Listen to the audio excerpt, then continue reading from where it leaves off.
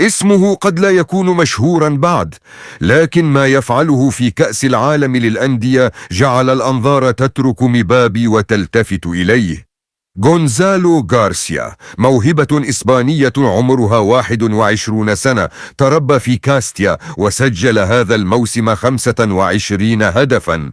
في كأس العالم للأندية دخل كبديل فسجل هدفا ضد الهلال السعودي، ثم عاد ليهز الشباك مجددا أمام سالزبورغ النمساوي، وقدم تمريرة حاسمة أمام باتشوكا، ذكاء، سرعة ولمسة قاتلة داخل منطقة الجزاء. الصحافة الإسبانية تقول: ريال مدريد وجد مهاجمه المستقبلي في أكاديميته. هل يكون غارسيا مفاجأة تشابي ألونسو هذا الموسم؟ اكتبوا رأيكم في التعليقات.